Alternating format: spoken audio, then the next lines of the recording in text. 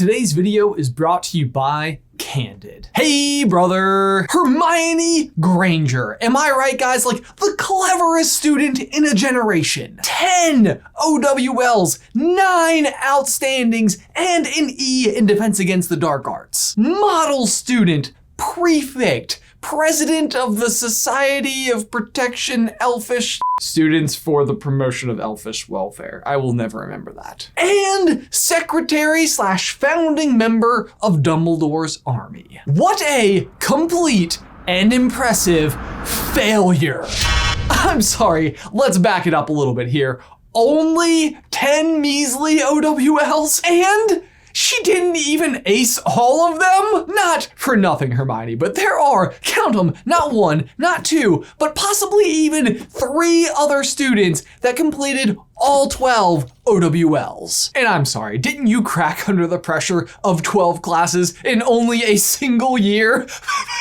Pathetic. The other 3 students, in case you are wondering, are Barty Crouch Jr., Percy Weasley, and Bill Weasley. Because Ron had expectations he was never going to live up to. No, but seriously, I completely agree with you. This doesn't totally sound right, does it? Like, for one, Percy was totally annoying. I happen to be a school prefect. And for 2, how did any of them have the time to do this? Like, didn't Hermione need a time turner just to make it to all 12 of her classes in her 3rd year? So it kind of only leaves me with just the one obvious conclusion that Barty and Bill and Percy all must have had time turners, right?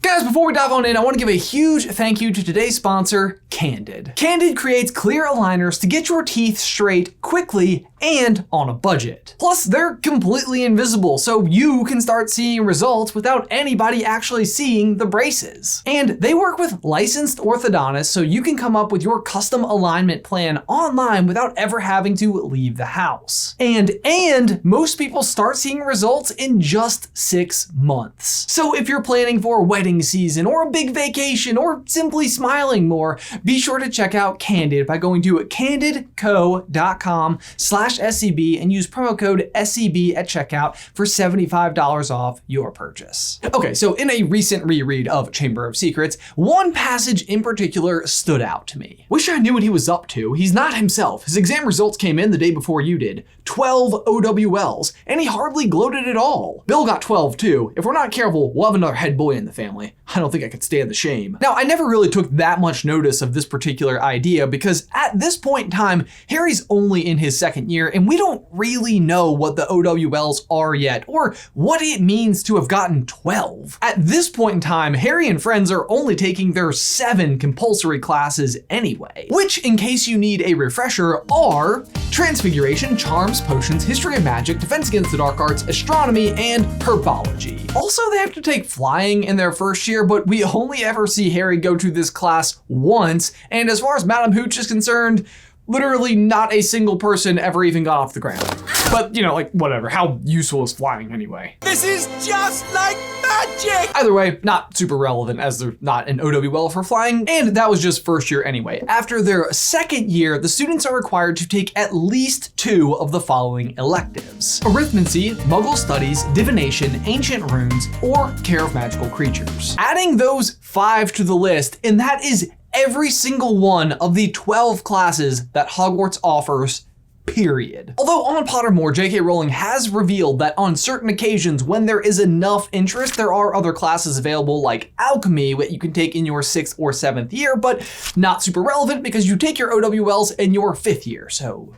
In any case, that means that Percy, Bill, and Barty Crouch Jr. all must have been taking all 12 classes, at least from years 3 to 5. After which point, of course, you can start dropping classes and focus on your career-oriented ones. This is exactly what Hermione does in her 3rd year. She can't decide which 2 electives she wants to take, so naturally she takes them all. But alas, unfortunately, there is not enough time in the week to get to all of these classes. On her first day alone, she is triple booked at 9 a.m. with divination, muggle studies, and arithmancy. Her way around this is to, of course, use a time turner and relive each of these hours so that she can make it to all of her classes. What a load of rubbish. Where did you come from? Me?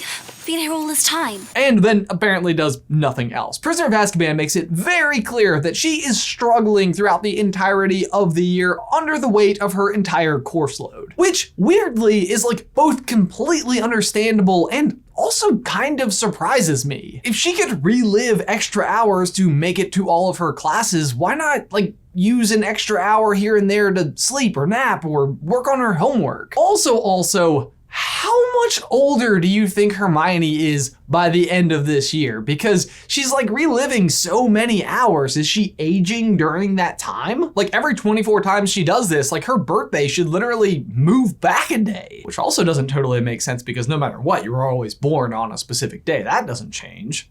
But seriously, having all this extra time available to make it to the classes is not really that beneficial if you don't also have extra time to do all the extra work. Failing to realize the true power that she actually has in her hands, she ultimately decides it is just too much work and drops down to just 10 classes. Like the total failure that she is. I'm of course just kidding, Hermione's amazing. But either way, obviously that's not the case for Percy, Bill, or Barty Crouch Jr., who ultimately do accomplish the unbelievable feat of getting 12 OWLs, which I think does mean that somehow, some way, they were taking all 12 of those courses all the way from years 3 through 5. Now, I guess it's possible they just like self-taught themselves these classes, signed up to take the OWL, and happened to pass it. But frankly, somehow that even seems less likely than time travel to me. I mean, Hermione again is buckling under this pressure, and she has a time turner and instruction in all of these classes. Like, I kind of doubt this is the sort of thing you just teach yourself in between other lessons. Especially with something like Care of Magical Creatures, for example. Like,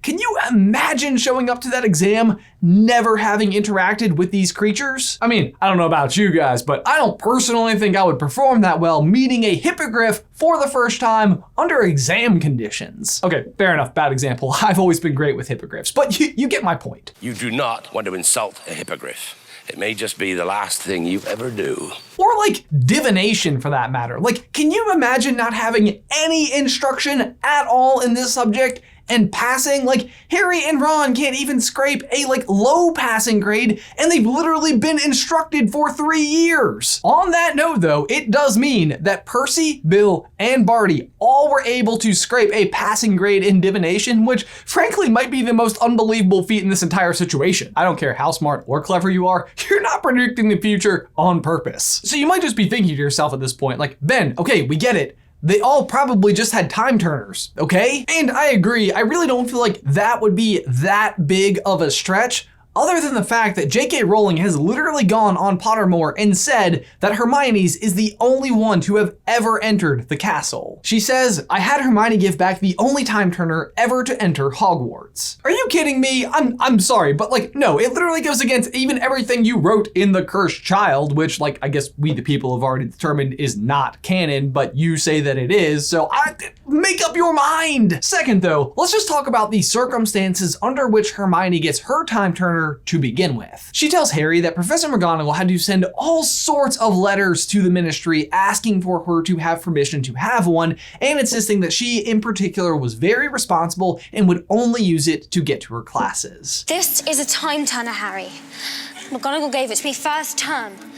This is how I've been getting to my lessons all year. Which, like, fine, fair enough. You know, the process should be pretty rigorous. It is an enormous amount of responsibility. And I even understand the whole, like, keeping it a secret thing. Like, the last thing in the world you would want is a whole bunch of students signing up for every class just so they could have access to time travel. Which totally is, too, what would have happened. Like, for example, when I was in middle school, I did 3 years of band just because in the 3rd year, you got to take a trip to New York City, which incidentally is where my entire extended family lives anyway. I can't even imagine what I would have done if time travel was at stake.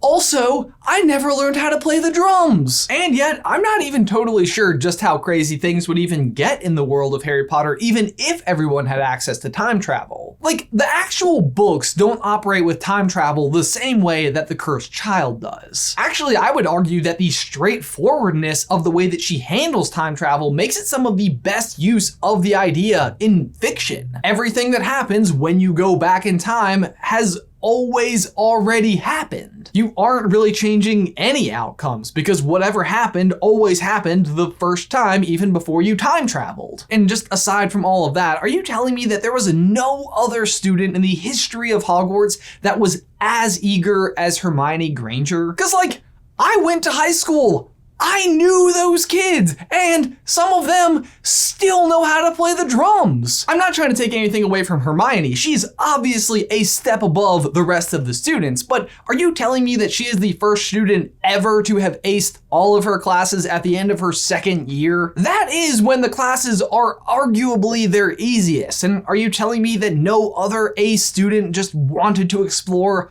all of the other electives? Yeah, no, I'm sorry. It is officially my headcanon that Bill, Percy, and Barty Crouch Jr. all must have had time turners as well and were just as good as students and as studious as Hermione. Also, if you really want to like dig into the weeds of this whole thing, we're saying Barty Crouch Jr. got 12 OWLs because Barty Crouch Sr. says it while he's like a little bit delusional. So maybe that's not true, but maybe it is. In my opinion, he goes on to be like the best Death Eater, so it's not totally a huge surprise that he would get high marks. And with a dad like Barty Crouch Sr., not only would he have potentially had more access in the ministry, but probably would have been considered pretty responsible. And at the very least, we know he goes on to be like a super good actor, so maybe he was just pulling off being very responsible. It doesn't even stop there. I'm not totally sure for Barty, but at the very least, both Bill and Percy were prefects, which starts in your 5th year, which happens to be the same year that you take OWLs. Which means that not for nothing that Bill and Percy were not only able to take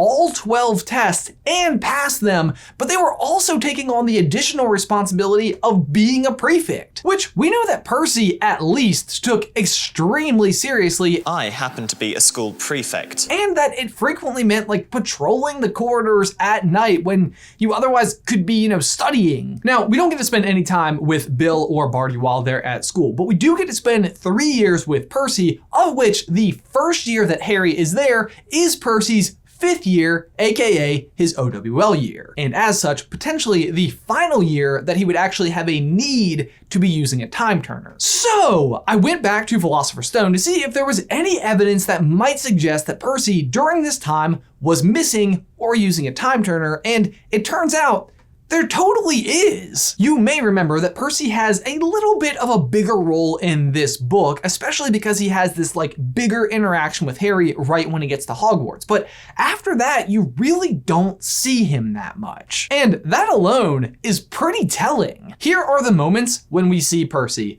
at the opening day feast, the Halloween feast, Christmas Day, and the end of year feast. That's it. The rest of the time, he just disappears. He is only showing up during holidays and feasts when there would actually be breaks in study time. And now I get it, like he's a bit of a side character, so you wouldn't necessarily expect him to be showing up all over the place, but that doesn't stop Fred and George, the other Weasley side characters, from always being involved in the action. To me, this complete and utter absence from any moments in the book other than feasts and holidays, and the fact that he gets 12 OWLs in his 5th year while also taking on prefect duties, do nothing but indicate the absolute fact that he must have had a time turner, and that he managed to keep it a secret and stuck with it for all 3 years. There's really just no other way that he could have pulled it off. And what does he do promptly after end of 5th year?